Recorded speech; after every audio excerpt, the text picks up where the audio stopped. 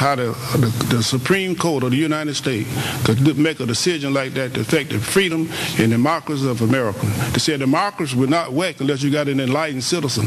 And with that 5-4 decision, we could be paying for it the rest of our life.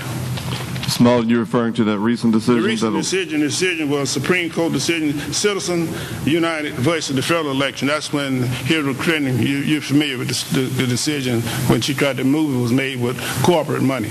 So they gave the corporation the same rights as an individual, freedom of speech. And how can you and these people in this room compete? If I go to my legislator and tell them I want them to introduce a bill in the state legislature for McDonald's to take the fat out of hamburger, and that lobbyist going there with a suitcase of money, where do you think that fat gonna go? It's gonna stay in those hamburgers. Other questions, comments from our audience? We have about 10 minutes left.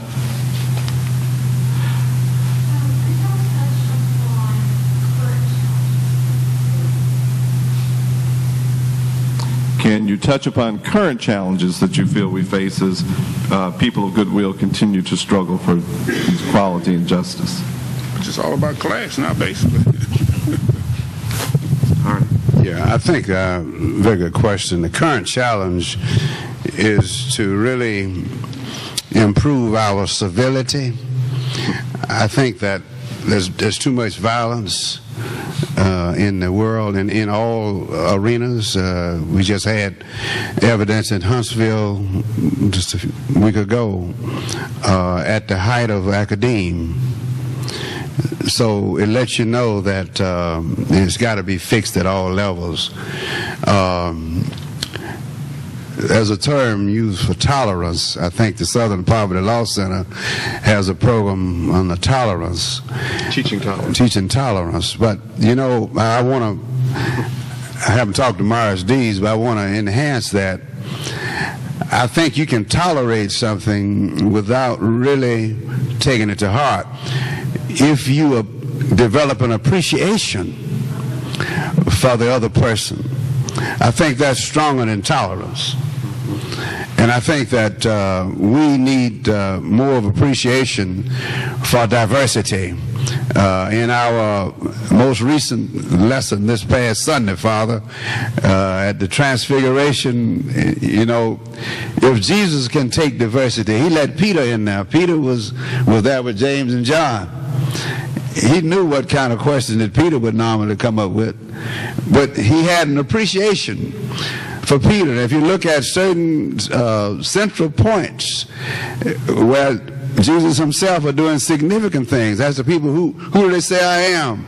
And he eventually asked Peter. Peter told him. That was a defining moment.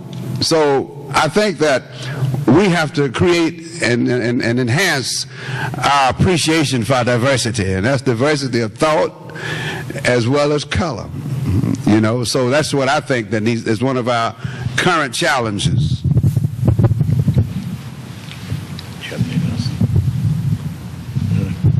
Mr. Malden? Oh.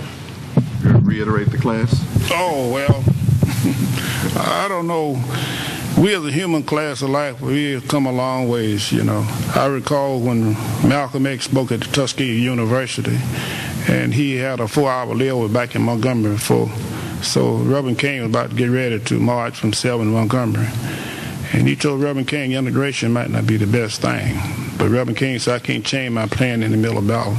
He said, integration, Reverend King reminded me of trying to teach poor black people how to eat with 5 pieces of silver before you teach them how to put food on the table.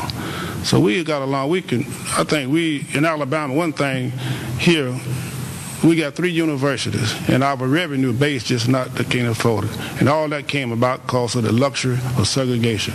Now our school system is underfunded.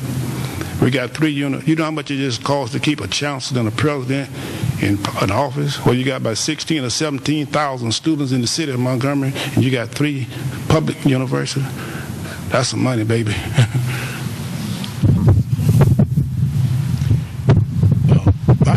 My whole thing is, I just believe that in order to make progress and move forward, I think we just need to show more love than what we're showing toward each other. It's better. But it's just not there where it should be yet.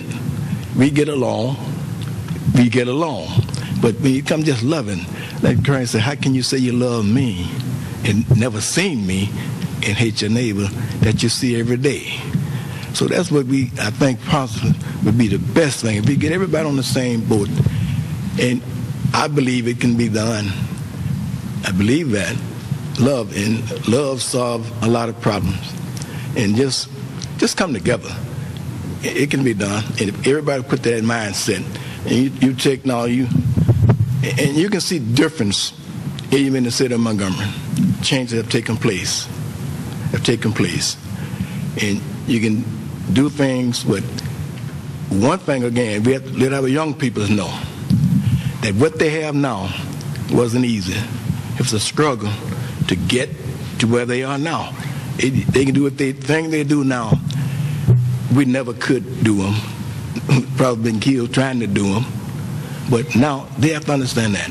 I made a statement the other week that some of our kids don't know who Dr. King was because the parents is not doing what they should be doing with the young generation. So we almost at a stage, I think, that we almost at a lost generation of kids. You see the paper, look at the paper, violence. We didn't have that type of violence. We enjoyed each other. We might have been segregated from each other, but we enjoyed each other. So once we get back to that basic thing, the point, love, love, love. Before I take another comment, I want to remind you that on the table to my right, on the left side of the room over there, are some artifacts, primarily from Mr. Malden's business in Montgomery, but also some other items that have been brought by other panelists that might prove very informative and alluring to review some of those. One other comment, and then I want to end with a question. Ms. Holloway. But back to this young lady's question,